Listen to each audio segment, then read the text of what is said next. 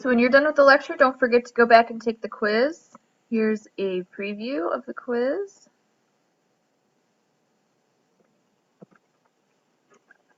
So we've learned all about how the body uses DNA to create proteins. Scientists use their knowledge of how the body works to learn more about genes and how they can use these processes to their advantage. For example, have you ever seen CSI?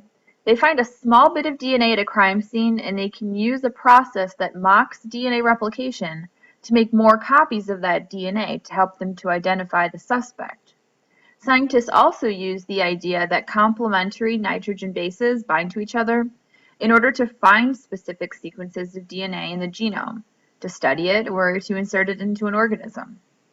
All that we've learned about DNA and how we can use this information for our benefit is truly amazing, like creating a banana. When a scientist wants to study a particular gene, they first need to find it within our genome, or the collection of all our DNA. In order to find a gene, the scientist needs to know the DNA sequence of that gene. Since RNA polymerase creates mRNA from 5' to 3', the template strand of DNA is 3' to 5'. In the lab, the scientist can then create a probe. The way they do this is first by finding the mRNA sequence for the protein that they're studying. An enzyme called reverse transcriptase, which is basically the opposite of RNA polymerase. It takes an RNA molecule and adds DNA nucleotides to come up with a DNA sequence.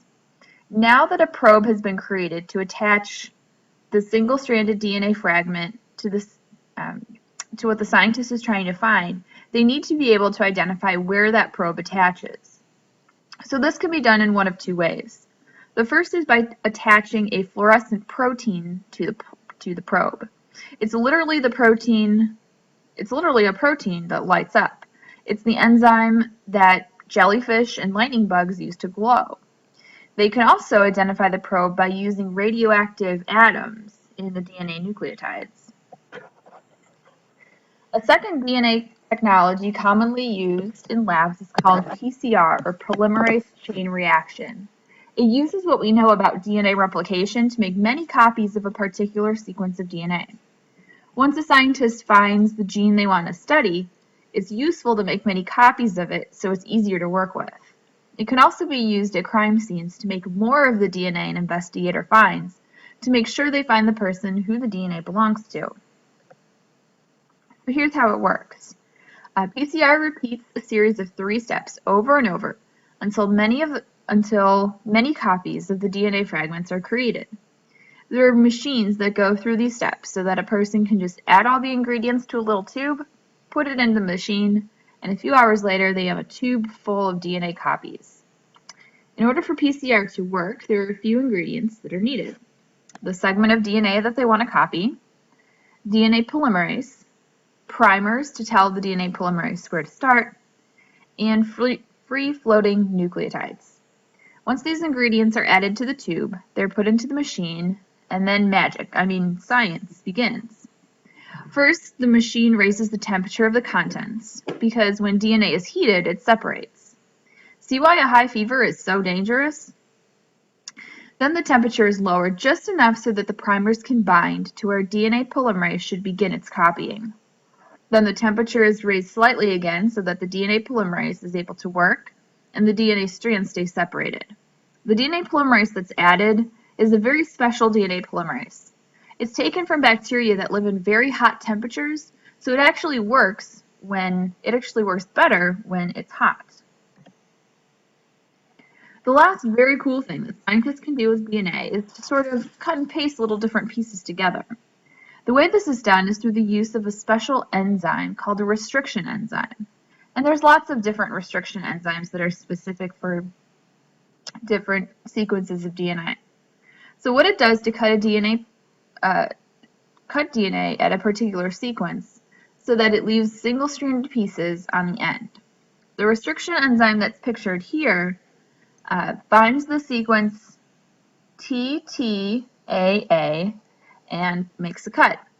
So now there's little single-stranded pieces on the end, TTAA, and on the other strand, AATT. This could be very interesting if we, say, cut two different sequences with the same restriction enzymes. Those two sequences could then bind together because they would have single-stranded complementary ends. If this happens, the DNA is called recombinant DNA because the original DNA combines with different DNA. And this is how genes can be added to new organisms. Usually these genes are added to bacteria first, and then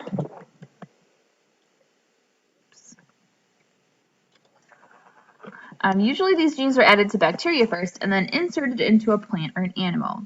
The reason for this is that bacteria reproduce very fast, and so adding the gene to bacteria ensures that the new organism gets lots of copies of this new gene. In order to get the DNA into bacteria, a small circular piece of DNA called a plasmid is used. So both the plasmid and the gene that's getting inserted are cut with the same restriction enzyme. Because this gives them complementary sticky ends, they bind to each other. Oftentimes a special marker sequence is also added to the plasmid, such as resistance to an antibiotic. So now that all three sequences, the gene we want, the plasmid, and the marker, have been cut with the same restriction enzyme and they've all stuck together, it's ready to move to the bacteria.